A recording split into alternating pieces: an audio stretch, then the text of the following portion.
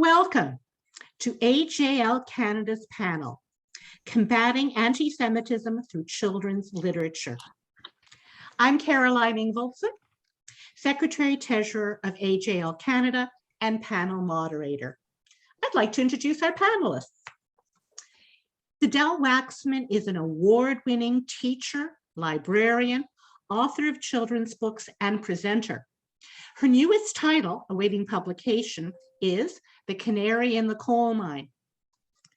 Adele will be sharing a short history of anti-Semitism, including the IHRA definition and the role of librarian in clarifying the word's meaning to children. Next, Larry Schwartz, a literacy and children's literature instructor at the Ontario Institute of Studies and Education. He is the author of several publications for librarians and educators about choosing and using children's literature, notably Teaching Tough Topics. How do I use children's literature to build a deeper understanding of social justice? Larry drafted the bibliography we are sharing today and will be presenting on teaching tough topics like anti-Semitism. Kathy Kaser is the award-winning author of more than 25 books about the Holocaust, geared to young readers. Her books have been sold in more than 20 countries, and she speaks to audiences around the world about understanding the importance of the Holocaust and keeping its memory alive.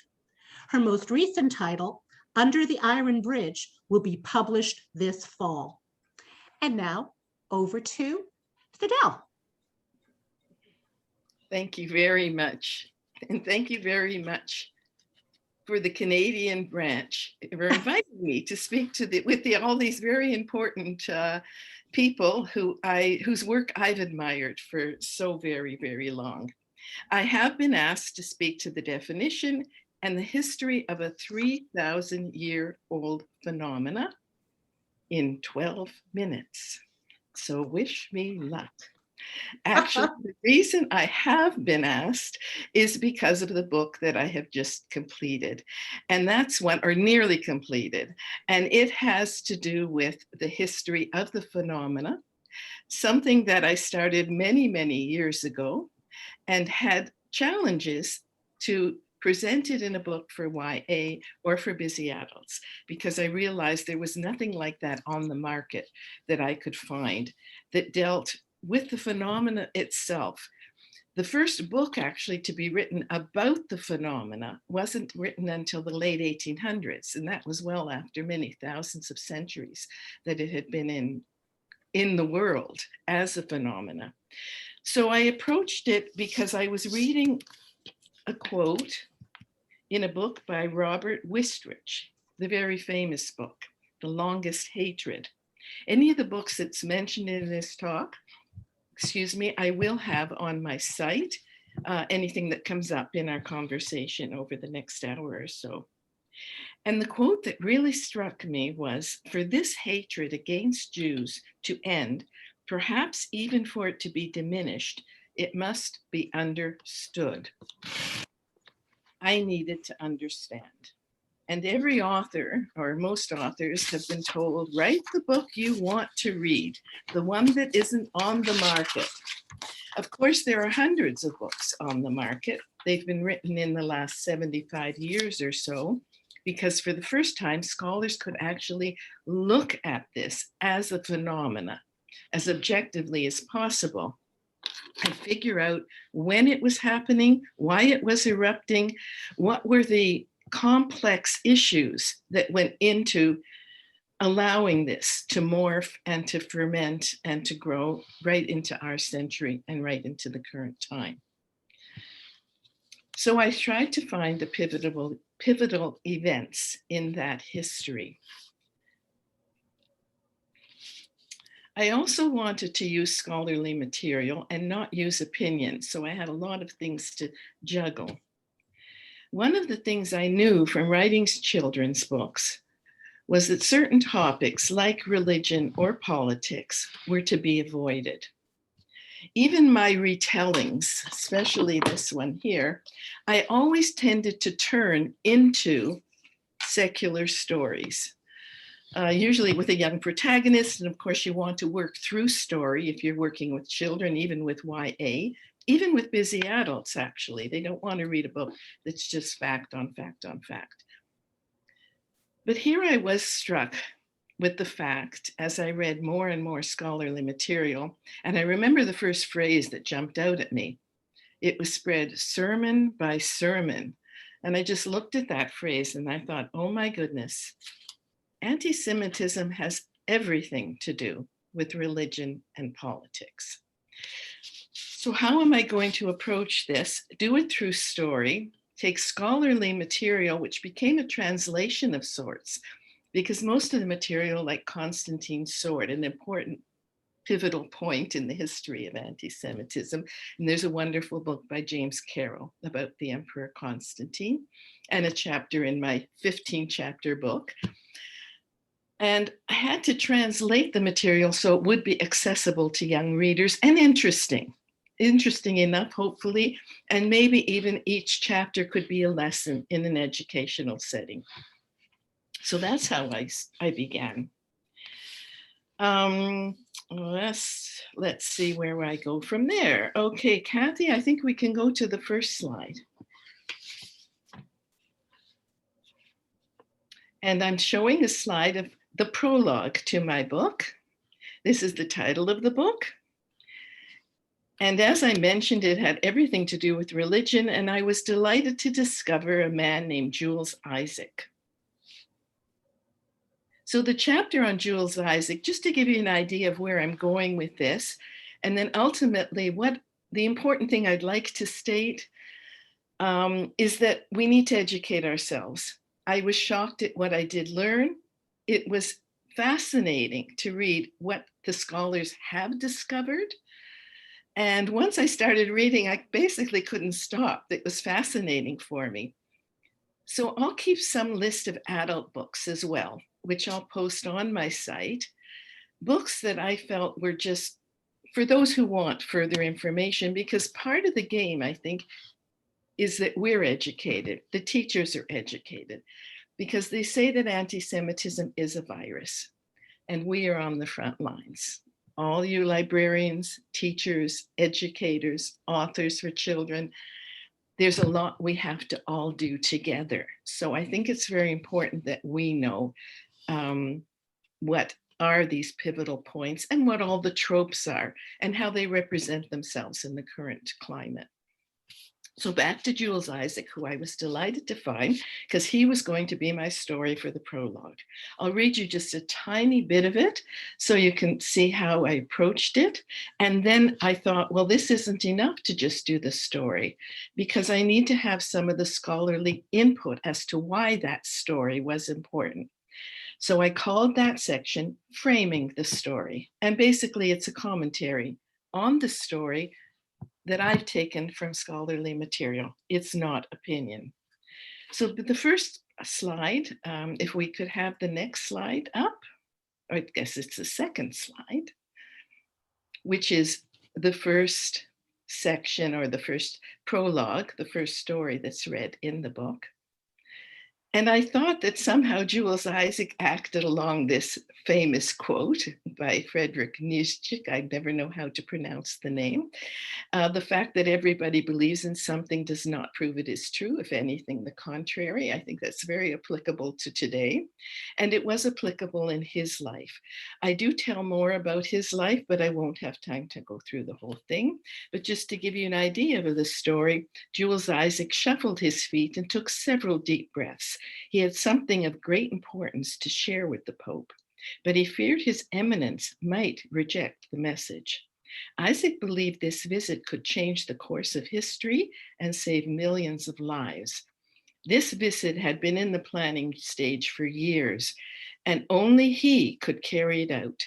Every person on his team had agreed, you, Jules Isaac, must be the one to go.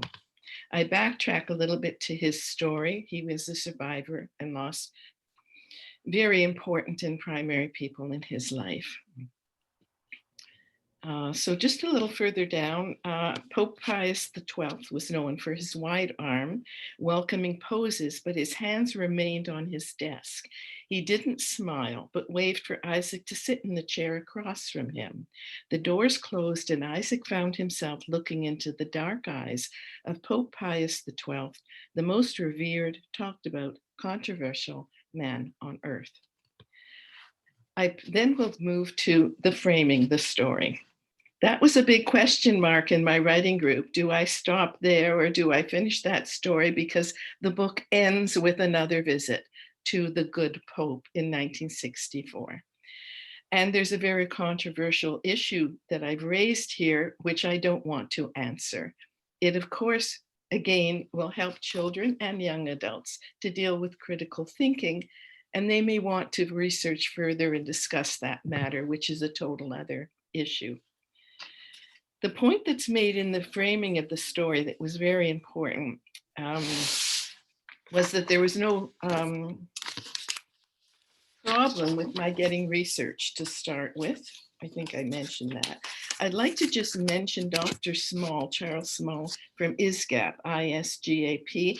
I'll have that on my list too, links and places where you might want to go for more information on the history. And they have wonderful webinars that are free for everybody. And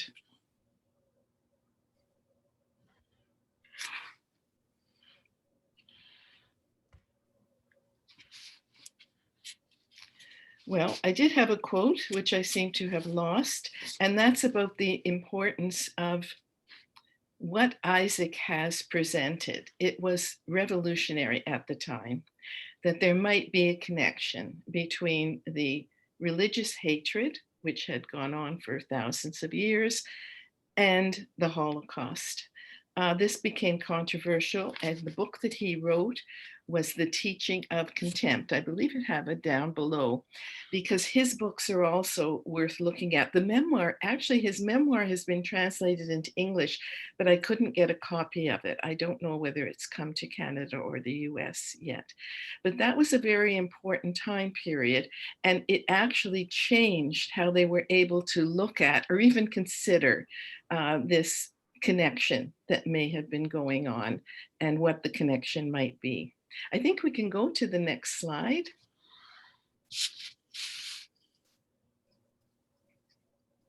And now I started with chapter 1, a very light story that's easy for YA to connect with and everybody else, because it's the story of Queen Esther. And why it's very important has to be stated as well. And the story goes, this is just a little excerpt. I've dramatized the story. I've taken that privilege without changing anything that actually happened. And the story of Queen Esther, how do we start here? She has come to visit the king, and there's a picture of the time that she's come to visit him. And your people, the king jolted upright. What do you mean? His forehead furrowed. Explain. And she dared not look directly into his eyes, but instead looked at his black beard. I am Jewish. And of course, that was something that was unheard of during that time, because it was not approved of, and they were going to kill all the Jews. It's actually the first genocide too, and that word comes up. There's other definitions that have to be dealt with for children and sometimes for adults too. And I'll state some books in my list as well that list all those definitions, including things that come up like genocide, like the word anti-Semitism itself, which is actually, the spelling is now usually considered to be one word, because Semite itself just is connected to languages, its group of languages. And it was a misspelling that it got hyphenated, because when Mar originated the word in the late 1800s, it did not have a hyphen in German. So it's important to know that the correct spelling is one word. I tend to want to put a capital on it, and I've started to do that, which is a bit outrageous because it's not the norm with the word anti-Semitism. But having worked with it for so long, every time I write that little a, it just doesn't seem to fit. it should be capitalized, I think, like the Holocaust. And I thought if enough of us do that, maybe we'll give it the emphasis that it needs. People working in activism today, though, prefer to use the word Jew hatred. And really, they are interchangeable, more or less. And I use both of them in the book, and I use both of them routinely in my letter writing. However, the important definition, which Carolyn, thank you, mentioned, is the IRA definition.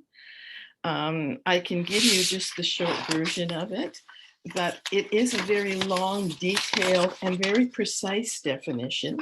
And it's one that I think we all maybe should look up. So I'll give a link to that as well. So if you want to get the full definition of the IRA definition, you'll be able to access that. Anti-Semitism is a certain perception of Jews, which may be expressed as hatred towards Jews. I think that's very important, that it's a perception. It doesn't always lead to violence or to negative outbursts, but it still is a reality, and one that should be dealt with, because it obviously keeps coming up like a tsunami. Do we have time to move to the next, not yet, or to the next site? To the next, we don't. So we have to move to the end slide. Okay. Okay, sorry, we had to go to the end slide. I didn't get to tell you, but there are 15 chapters, so there was no way we could really do the whole story in a short time. These are just a few of the books that I thought you might want a quick look at, because I found them just so wonderful. Gavin Langmuir is not to be missed if you really want to study a little further. And there's many books on it. Of course, there's Robert Wistrich, which I mentioned there. And Phyllis Goldstein is an excellent resource. It is fact on fact on fact, but if someone needs it as a resource, it's wonderful. For children, it's a little harder to find, but I'd like to mention that they don't always come up in a search under the name of anti-Semitism, because once you have the understanding of what aspects are important, and of course you want to introduce it anyway for young children in a more gentle way. And sometimes it can just be done through the books of Esther, which are at least introducing the fact that Jews were minority and genocide, or books like My Mannequins, which shows the life of Jews. And also there's a postscript at the end that deals with anti-Semitism in a way that a younger child can be introduced to. Okay, thank you very much. Thanks, Adele. That was so interesting and inspiring. I know that you're going to, everyone, you might take a look in your chat, because Kathy Bloomfield has included the IHRA definition for all of us. Thank you so much, Kathy. And please forgive me, in the excitement of the moment, I neglected to ask you all to post your questions for our panel in the chat. And then I'll be so happy to share them with the panel as time progresses. Our next speaker is Larry Schwartz. Thank you. Hello. This is such an exciting topic, and I have a short time to chat with you too, and I will be giving some examples of children's literature, and the three of us have prepared a bibliography that is available for you. My world is teacher education. I was a classroom teacher for 25 years in the Peel District at all elementary grade levels, and now I teach teachers at OISE. So I'm responsible for literacy courses, for children's literature courses. I teach a course on inclusion, and certainly the arts. Drama has been part of my background as well. And my framework is always children's literature, and that's what the students know me for, and what is the purpose of using children's literature. So I prepared a little chat with you, and I'm going to raise some questions. And as you're welcome to raise your questions in the chat room, as I just give you a little overview and looking at picture books and novels that help us deal with teaching tough topics. So I have a book too, but this is not about promoting my book. It's about promoting the issue. Teaching Tough Topics I really worked hard and enjoyed this particular publication.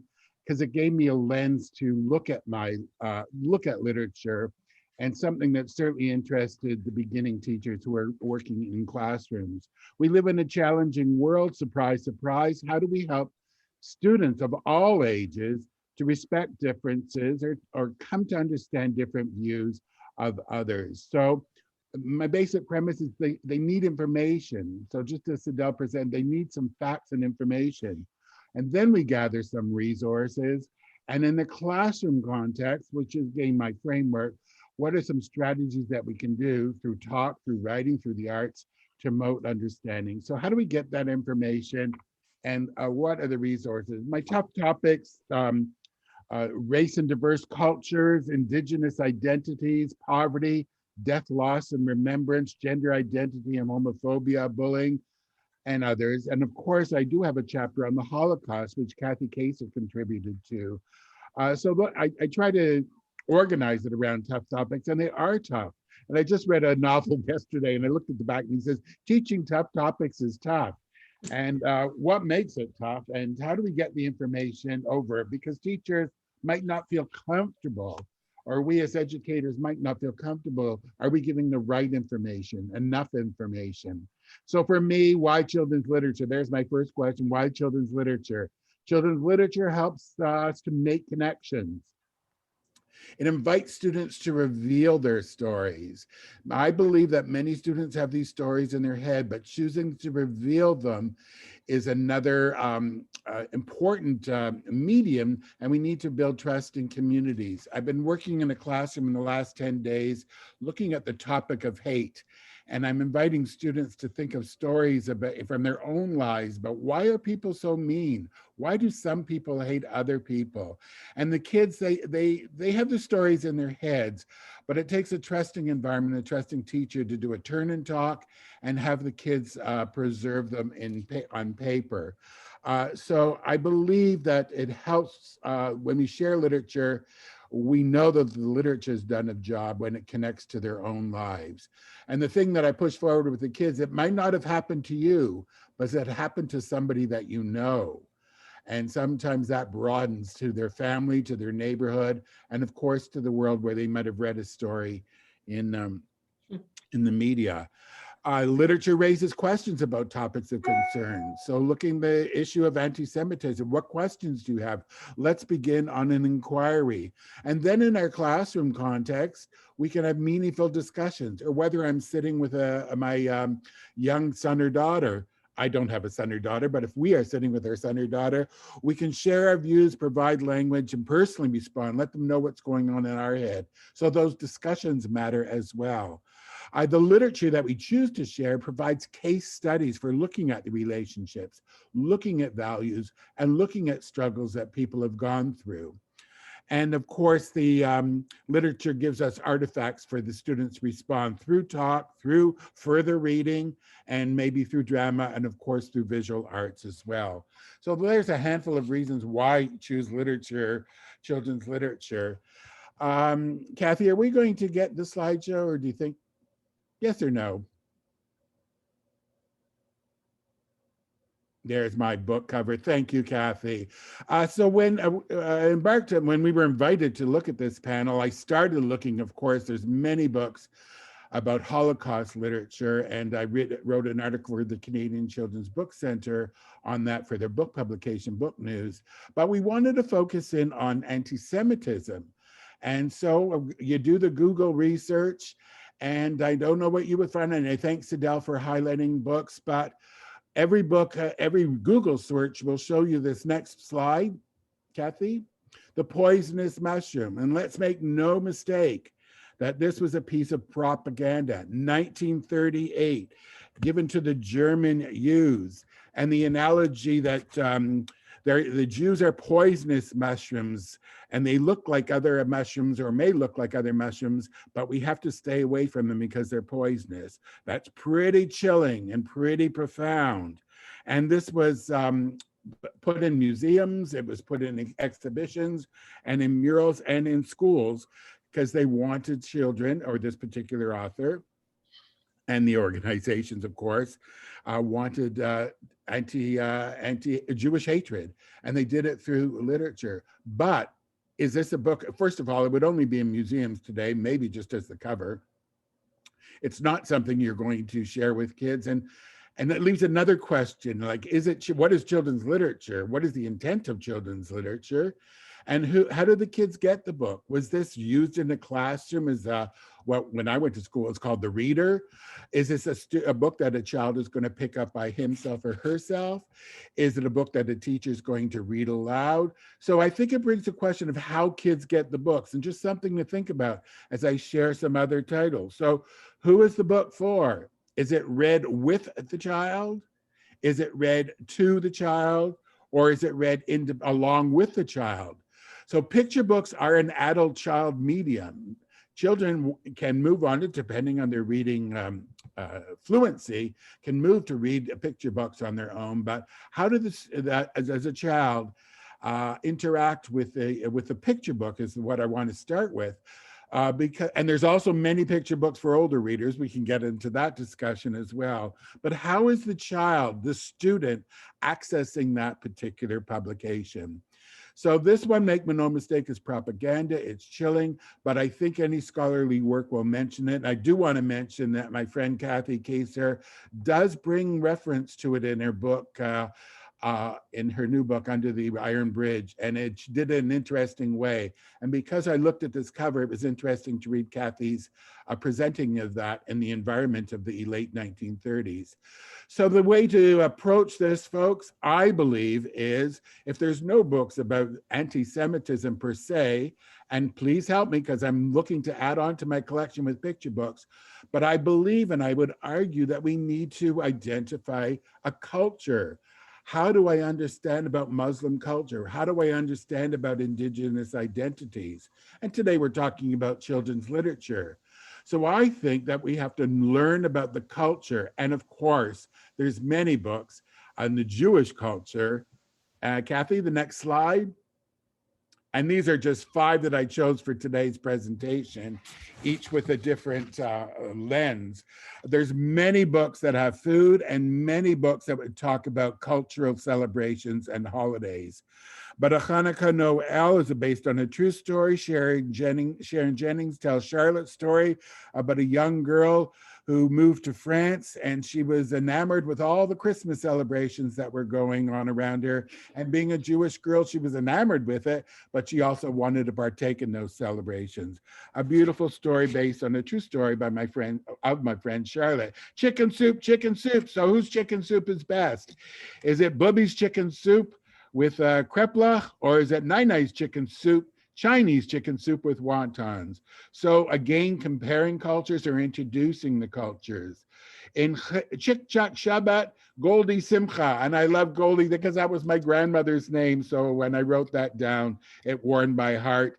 And Goldie, every Shabbat, she makes cholent, and that warmed my heart. I can smell the cholent that my mother made only on Passover. But Goldie one day is sick in her diverse neighborhood who relied on Goldie for her treats. And what are we going to do without Goldie's cholent? And the neighborhood gathers together. So here we are talking about food. The brilliant Patricia Polacco, Mrs. Katz and Tush. Mrs. Kat befriends an Afro-American boy, and they share their suffering and their triumphs of their culture. And they're connected by a story about a cat named Tush. Great having the word Tush in the title as well.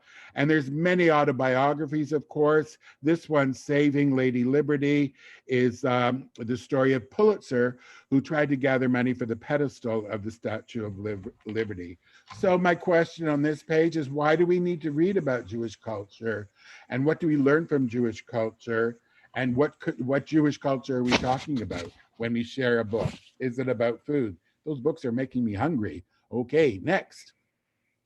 I'm going to just shift over into some novels. I put the Wednesday Wars on in this slideshow. and it was written in 2007. But this book came to mind.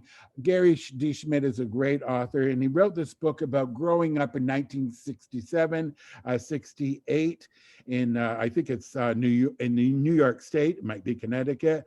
And this boy goes to school, and every Jewish kid in the school goes to Hebrew school, and every Catholic school goes to catechism. And the school is, I'll say 50-50, but this boy is Presbyterian, so he has nowhere to go, and he has to stay behind in the classroom, which the teacher kind of resents because she has to babysit him as he learns about Shakespeare. But when I was recalling books, this is one of the first novels, I'll say in the last a couple of decades, that brought Jewish culture to life, because he does talk about being that Protestant kid in a Jewish milieu, and the bar mitzvah plays a part in this. So I wanted to bring that to light in thinking about books. But ironically, and I don't know if it was ironic or intentional or just what happened, but the next 4 books that I'm going to talk about are 2021 publications. So of course I was doing my research, but why in 2021 do we have, what happened between Gary Schmidt and now? So we've got Karen David. This book got a great review from Britain. She was asked to write a book about anti-Semitism.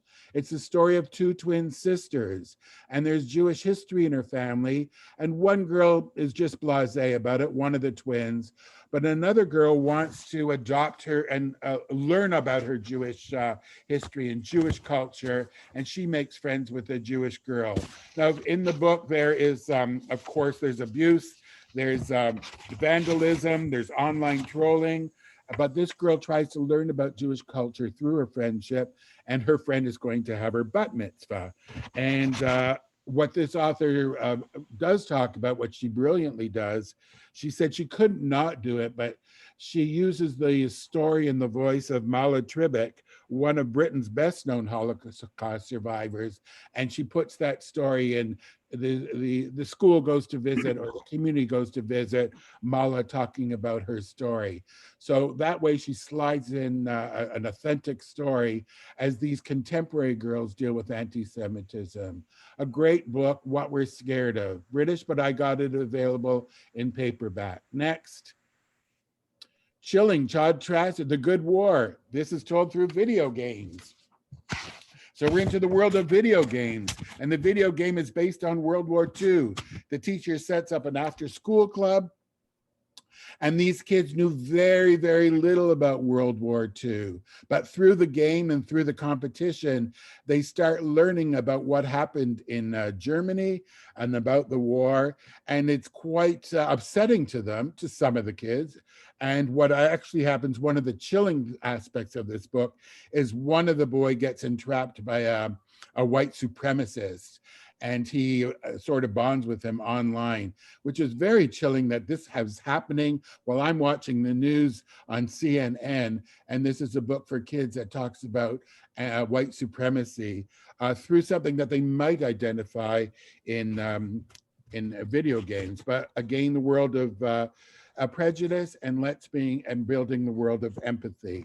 My next one is, Finding Junie Kim is an interesting one. The book opens with swastikas in the school environment, and this is from a Korean girl. And the teacher, her teacher, gives the school or the class a project to look at their oral histories. So this book is predominantly about this girl going to her grandparents and finding about their Korean War experience.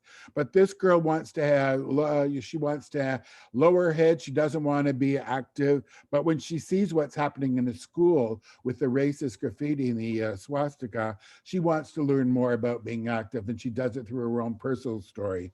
The author, Ellen O, is the co-founder of We Need Diverse Books. So I was interested in that already. I've seen 3 books with swastikas introducing the narrative. Next. And this is the last one I'm going to chat about, Gordon Corman, the brilliant Gordon Corman, who does adventure stories, who has humor in his books, and has great appeals ever since he wrote This Can't Be Happening in McDonald Hall. I hope he wins an award for this one, and it's called Linked. Now what he did, again, the book opens with It's a small town in Colorado, and it opens with hate graffiti in the lockers and in the school environment, not just once, but over a few days. Who did this, and who was the culprit, and what's happening? Why is this happening in our small community? And so we build friendships, and the school community, what can we do about this? And how can we get information? I love that it builds that sense of inquiry. And of course, Gordon brings in an amusing by story about dinosaur poop and anti-Semitism all in one book. But I think he balances that beautifully. And linked, just to get to the focus of the book, they decide to do a project to gather 6 million links. So that starts in the school with this community of kids, and they're going to, just like the 6 million paper clip project in Tennessee in the year 2004, this school decides that they're going to do paper chain links. So it starts in the school and it spreads out to the community.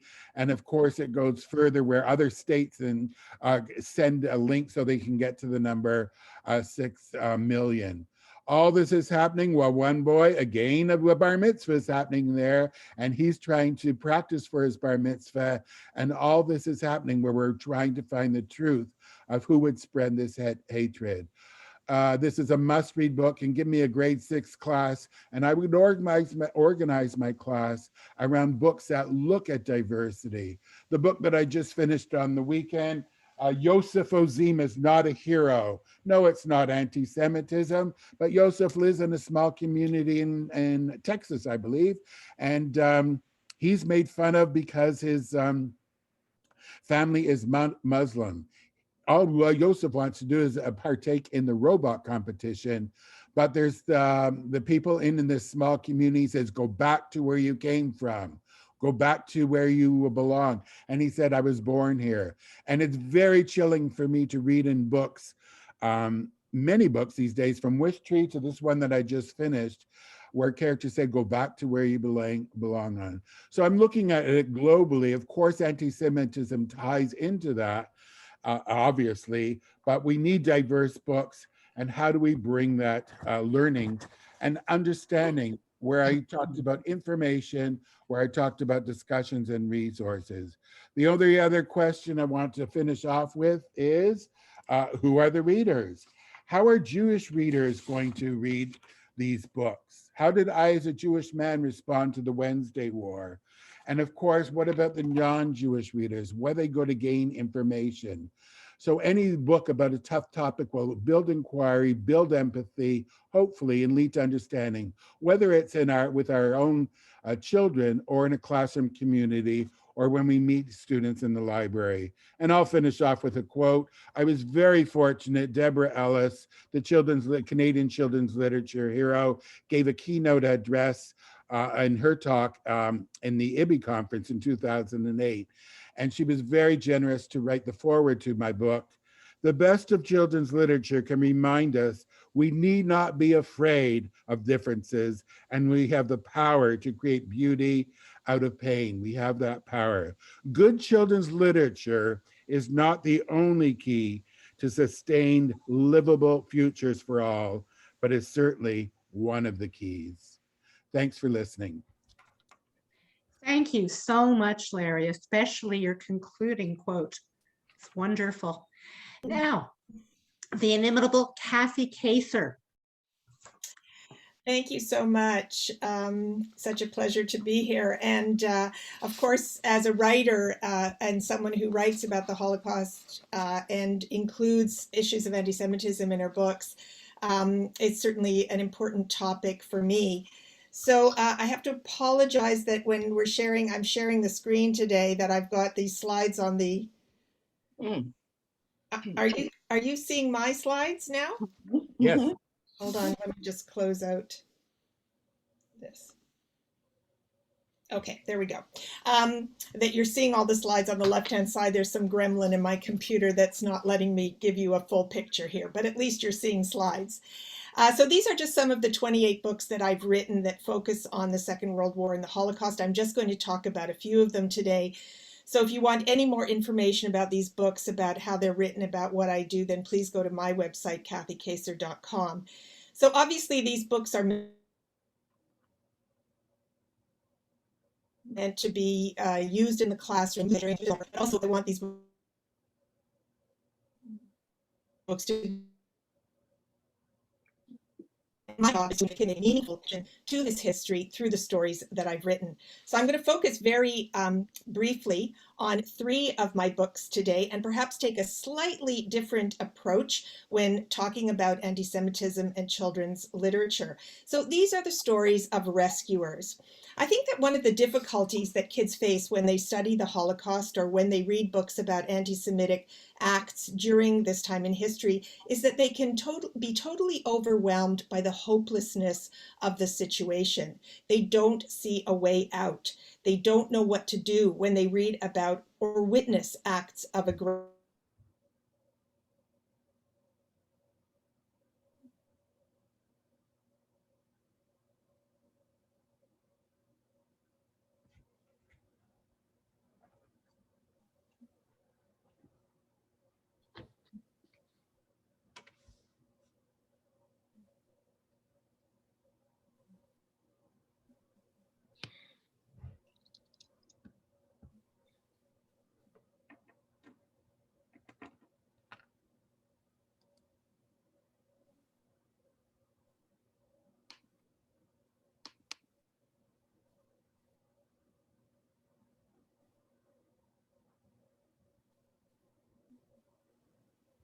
I'm so sorry. I'm back. These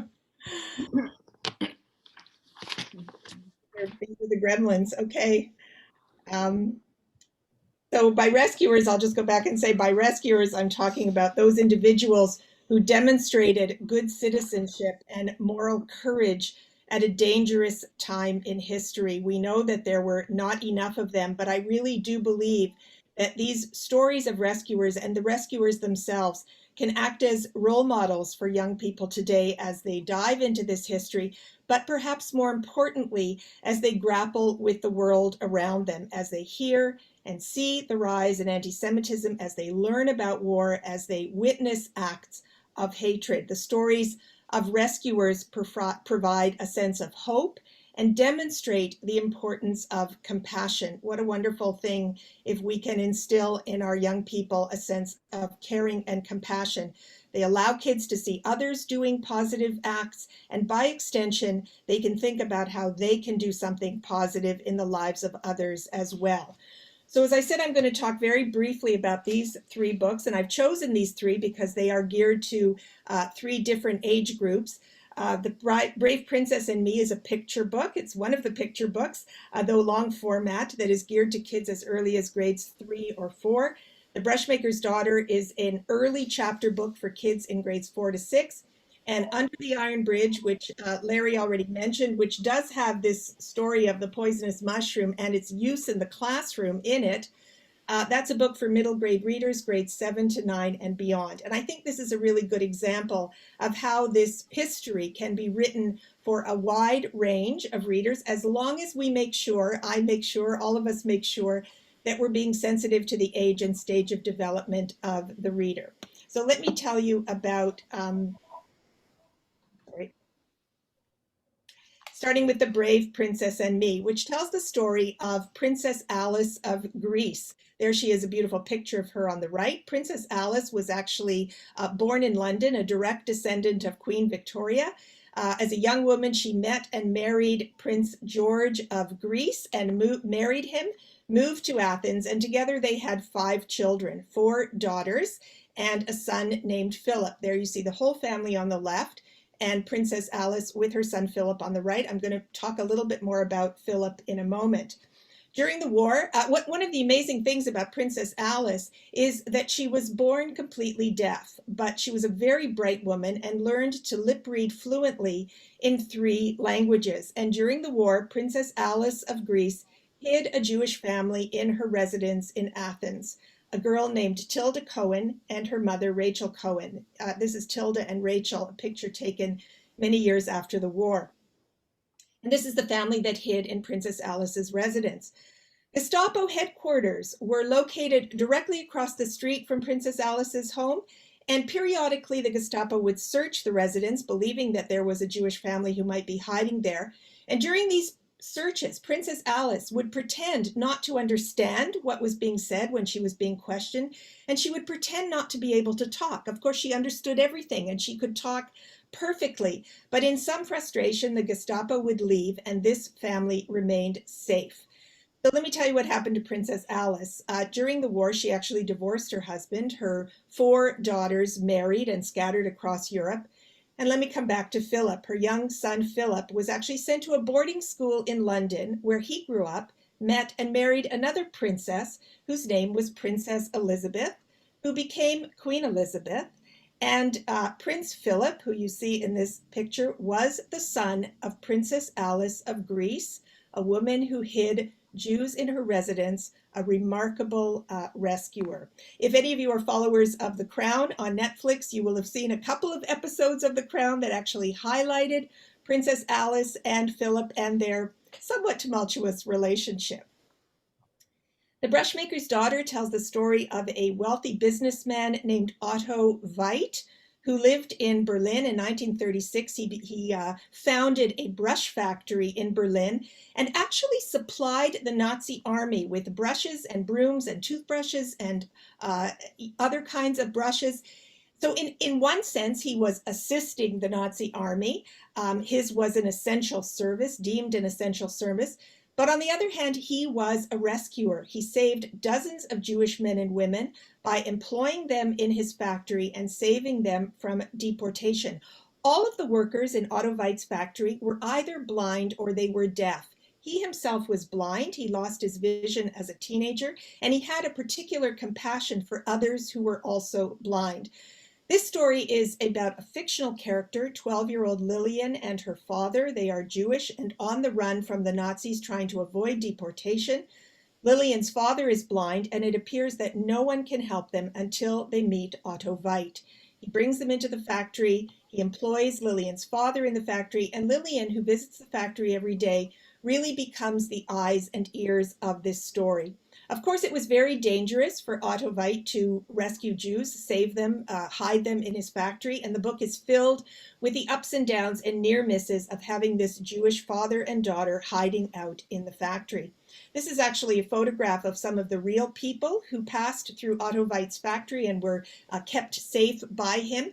If you visit the Otto Veit Museum in Berlin, I was there a couple of years ago. It's a tiny museum, but it is filled with the stories of the real people who were rescued by Otto Veit. I actually include in the book some of these people based on the true stories of individuals who were workers in the Otto Veit factory. Otto Veit, another courageous rescuer. And finally, Under the Iron Bridge, which is a somewhat different story. It actually highlights a group of young people known as the Edelweiss Pirates. There you see a group of them at the top right. They were a loosely organized group of teenage resistance fighters in Nazi Germany, mostly between the ages of 14 and 17. They called themselves the Edelweiss Pirates because they wore on their collar or lapel a pin shaped in the Edelweiss flower that you see here on the bottom right. The Edelweiss flower, which grows in Austria, grows out of the faces of mountains and rock sides. It's known as this very hardy, resilient plant. And that's how the Edelweiss Pirates saw themselves: resistant, strong, able to survive no matter what the conditions. These teens actually became one of the largest youth groups that was opposed to Nazi activities. And in fact, they saw themselves as completely opposite of the Hitler Youth. There you see the Hitler Youth on the left of this picture. This was the mandatory youth organization of that time. Hitler, of course, was grooming young German boys to be part of his Nazi army. There was the equivalent group for girls known as the League of Girls. And one of the quotes that came from Adolf Hitler at that time, a chilling quote, he once said, "He alone who owns the youth has the future." I think that's such a powerful quote and speaks to the influence he believed that he would have indoctrinating young people into the Nazi movement. And it really speaks to the courage and determination of the young people of the Edelweiss Pirates to rise up against that kind of Nazi ideology. They rejected everything to do with Nazi thinking and rules. So on the right, you can see another picture of the Edelweiss Pirates. So first of all, they looked very different from the Nazi youth, the Hitler youth. They wore colorful clothing, they wore their hair long, they sang songs that were considered to be illegal. But more importantly than how they looked, they also offered shelter to escaped prisoners from concentration camps and escapees from forced labor camps. They made armed raids on military depots. They stole explosives and supplied them to resistance groups. Their activities were obviously considered subversive by the Nazi government. Those who were caught were sent to prison or labor camps. Some were even hanged. And in total, there were about 5,000 members of the Edelweiss Pirates from cities across Germany. This is the story of a fictional boy named Paul who is forced to join the Hitler Youth along with all other young boys, but he discovers the Edelweiss Pirates, leaves the Hitler Youth, and embarks on the dangerous activities as a member of the Pirates. So 3 different books, very unique stories of the many that are out there. And while these books are set during the Holocaust, I really do believe that their message is universal. It's a message of compassion. There is that importance of caring and compassion again, standing up for one's friends and neighbors, which we want our young people to do, speaking up when prejudice and injustice occurs in one's community. I think these stories can be used to influence young people to examine their lives and hopefully to make that choice to act compassionately and follow the example of Princess Alice, Otto Veit, the Edelweiss Pirates, and others. So I will stop there as well. Thank you, everyone.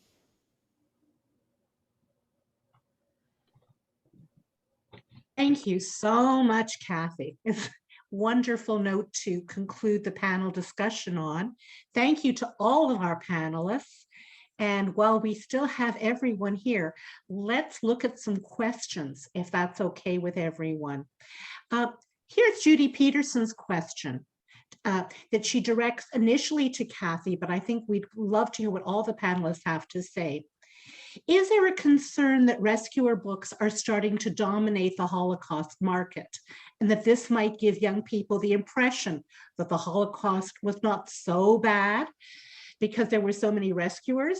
Hard to say this. Does the emphasis on non-Jewish rescuers disempower Jews at some level and give the message that we are helpless and need to depend on others?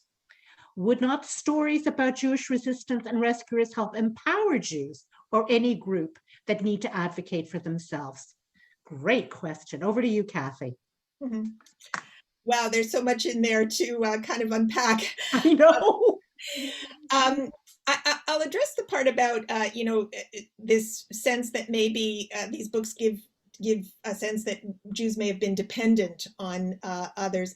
There are a number of scholars who would say, and perhaps survivors would verify this and validate this as well, that one of the common denominators of Jews who survived in the Holocaust was that someone helped them. Someone helped them.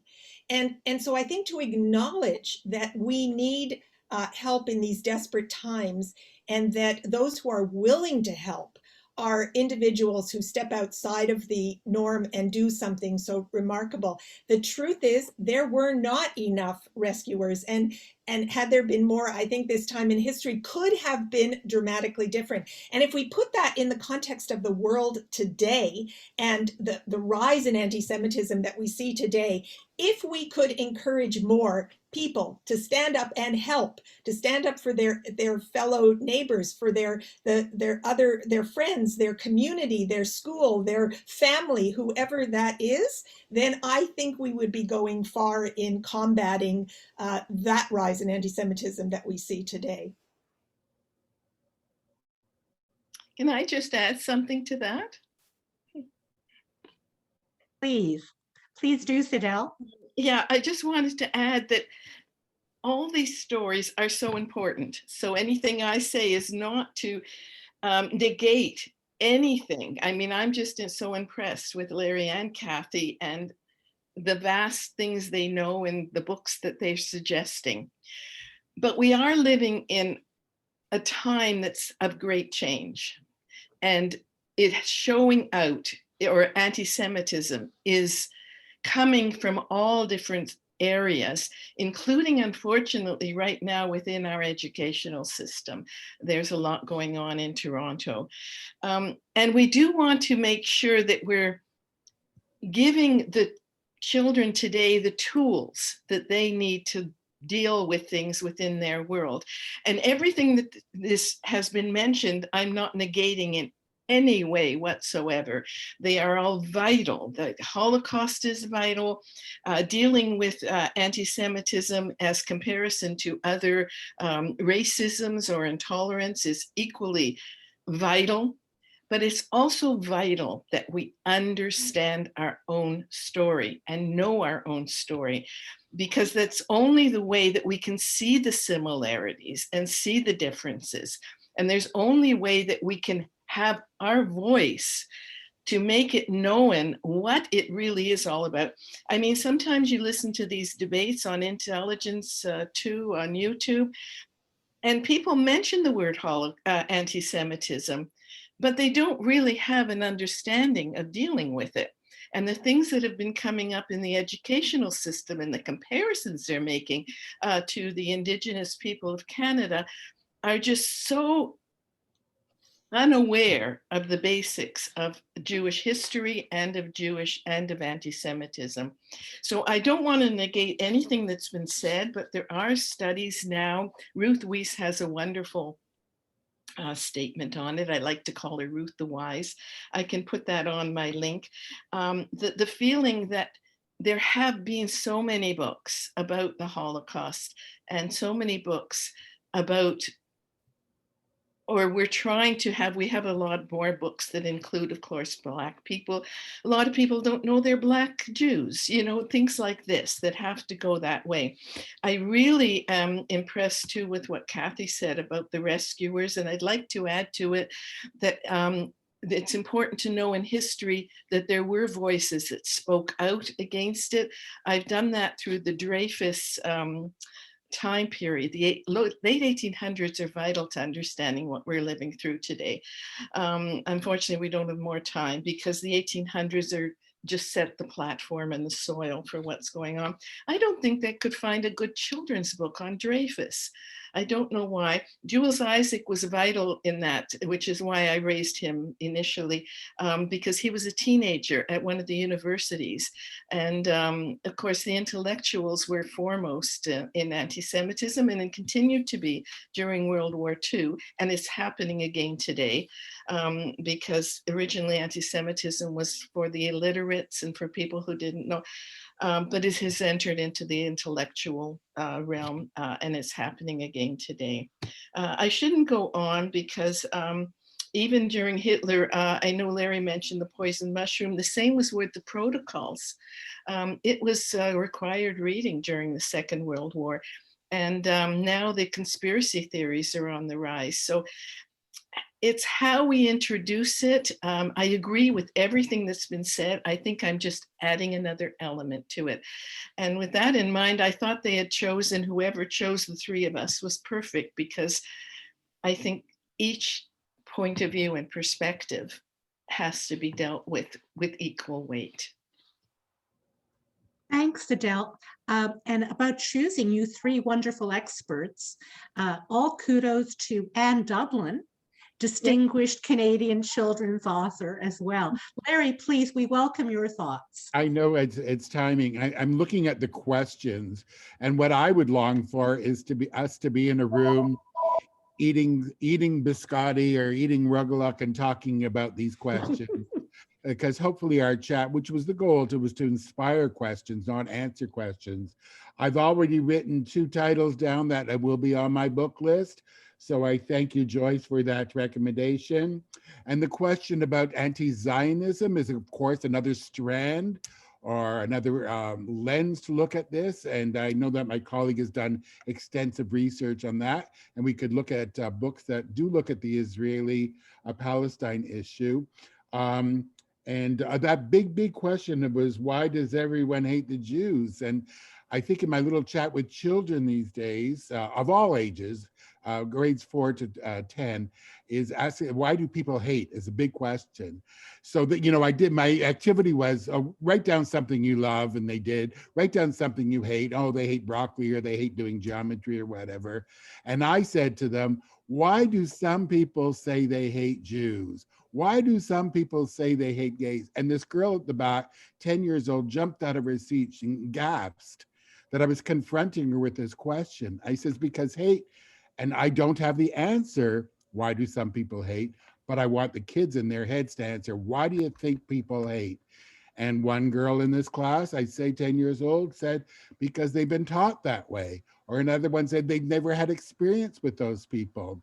So they understand. And I think we've got to have those discussions. Of course, I'm talking about a classroom, and I'd love to sit around the table. And boy, would I love to sit around the table with everybody in the chat room.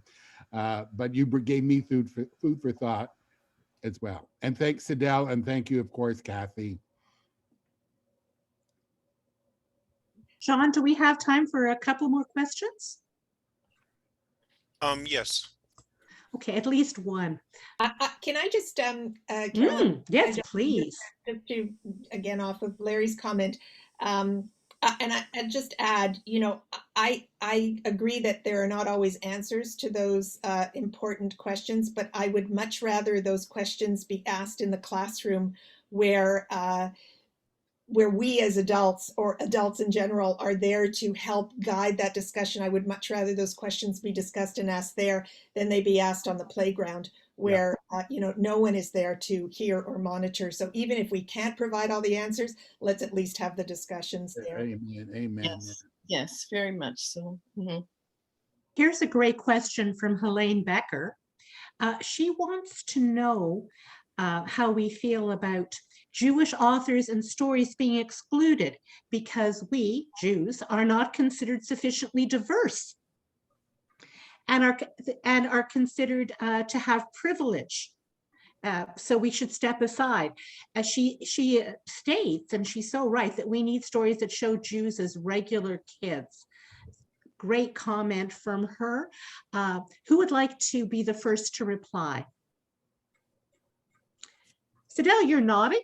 You're on first. I'm sort of half nodding because I don't know if it's directly answering, but again, through the research, it's important that children, I think, again, know that we were the only visible minority in Europe.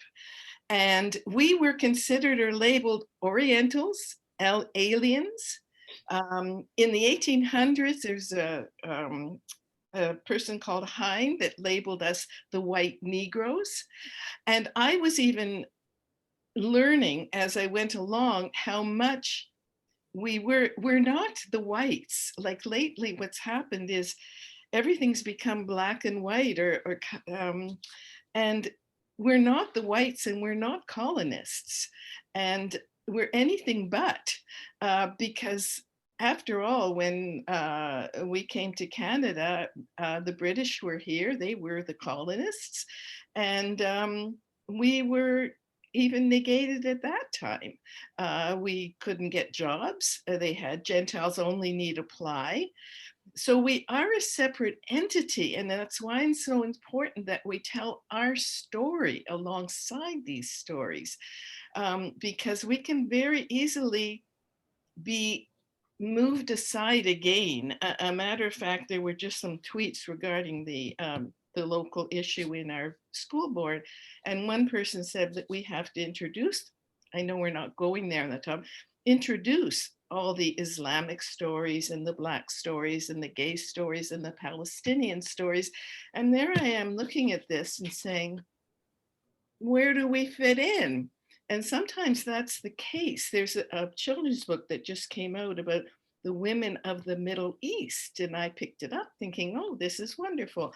Just like, Larry said, they're going to include everybody in this Middle East.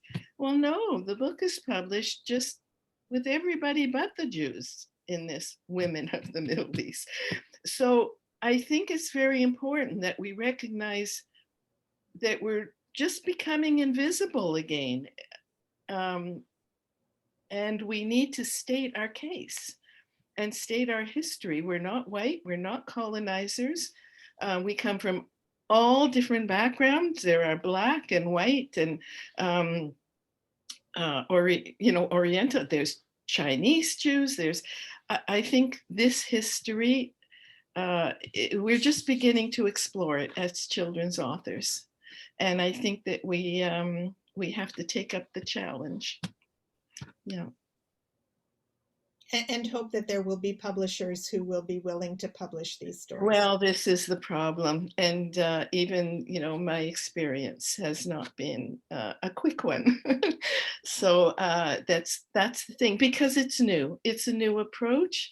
But as many people have written, that unless we state our case as it relates to today's world, and like you said, Kathy, I don't think we have to be afraid. I became more bold. I actually increased my boldness as I moved along this journey, because at first I thought, oh, what if I say something and I'm promoting anti-Semitism? But you can find people through history who spoke. When Ford was going through promoting protocols, there was a head journalist and I could use him. His name was Pip at the time, and he actually challenged Ford. And like you do with your rescuers, I could do from real stories, find people who challenged the fashionable thing. I thought that Dr. Charles Small made a wonderful quote on one of his ISGAP webinars. And he said the Jews will always morph into the opposite of what is the fashionable God of the day. They'll always be when the religion and the Jewish church was ruling the world, we were the enemies.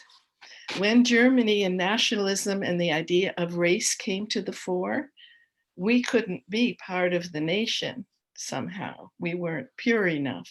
The same with the race. We are the opposite. In order for Germany to thrive, then we were the enemies, right? And today, the God is victimhood and civil rights. So I think Jews, all of us, have to explore and understand, as Robert Wistrich said, and to strive to relate our story. And hopefully we'll figure out how to relate this all to children in a palatable way. History is a good platform because it's non-threatening. It's in the past. Your thoughts, Larry? No, I'm going to leave it at that. That was a very good answer. I have many thoughts, but it's, yeah. Well, we have gone beyond our time, but maybe we could conclude with a terrific question from Marjorie Gann, who, as our program coordinator for AJL Canada, we owe a great deal. And she has also included a wonderful question in the chat. She says, could our speakers address how to deal with anti-Israel propaganda in children's books? And I think it's a terribly interesting question because of the issue of anti-Semitism, anti-Israel, anti-Zionism. These are big, big issues. Larry, why don't you launch that discussion, if you will? I just wonder, I think Marjorie has a brilliant, Marjorie, she can tell me this, but she has a brilliant, because that's one of her sessions that she did in a former AJL presentation. So I would leave it to the role of the expert to talk about it, but she does have a list, and that's what I mean. So when we were approached, so I've got lots of books about Holocaust. No, we don't want, we want to look at anti-Semitism. We want to look, so of course we want to look at the Jewish, and there are many books now that talks about those relationships that are happening between, in Israel and Palestine, both in adults and young people's literature. So I think we can broaden our understanding of title. And Marjorie, of course, I'm not sure if she would be the expert on that. Over to Marjorie then. Well, I would just recommend that if you want to look at an annotated bibliography of books that are attacking Israel and are for young people, go to the HAL bibliography bank. I have it posted there, or the HAL Canada one. And I go into each of the books that I criticize, and I try very hard to be very, very specific about where they get the facts wrong, where they skew the history and don't understand the history or the realities of Israel. And so I would refer you to those bibliographies. We had one book in Canada, Anne Laurel Carter's The Shepherd's Granddaughter. And it blew up, it was controversial. And it did things like talk about settlers in Al-Khalil, which is on the West Bank. So it had criticized the settlers, and it never, ever once mentioned the Jewish history of Al-Khalil, because Al-Khalil is Hebron, and Hebron is one of the most important ancient sites in which Jews lived there for since the Byzantine period, at least. It's where Abraham is buried. And but there's a complete erasure of Jewish history. That's anti-Semitism, when you erase Jewish history. Mm-hmm, mm-hmm. I've posted the bibliography links. I'll do that again. Mm-hmm. Mm-hmm.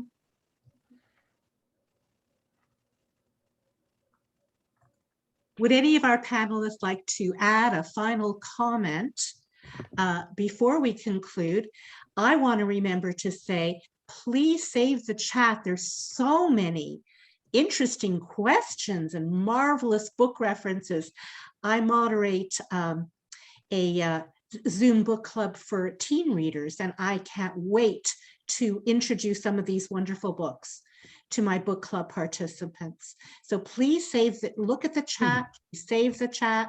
And now, panelists, final comments? Well, I'll just start quickly. I'm Thank you. Just to offer my thanks to the AJL and for giving us the opportunity of speaking here today. And I have huge respect and admiration for my fellow panelists, and and Carolyn and Marjorie and everybody who participated in the development of this panel today. As always, I learn, I think, more than what I offer at the end of the day, and the bottom line is that we just need to keep this discussion going, keep the conversation going. Yes, I would add to that, and actually say that I agree with all of that. Thank you very much for inviting me. And we all have to take up the challenge, and librarians are so important in this struggle and in what we're dealing with today. And we all have to do the best we can to clarify it for young people. I wish I had more time to explain what I've done with my grandchildren, but thank you very much. This was a great talk, and I hope we can repeat it. Well, we'll just have to arrange another panel, because I think there's a lot of wisdom still to be gained from all of you. Marjorie, do you have anything you'd like to add before we conclude? Well, I wasn't a panelist, but I love working on this with everybody. Yes. It was very interesting to work on it. And I think the discussion's been really lively, which is great. And thank you for I just want to thank everyone. Thank you so much to our wonderful panel, our organizers, Marjorie and Dublin, of course. And thank you so much to AJL International for your warm welcome to the reinvigorated, possibly reborn, certainly relaunched AJL Canada. Thank you for welcoming us so warmly with open arms, and we hope to see you again soon. Thank you so much. Thanks, Sean. I guess we better conclude.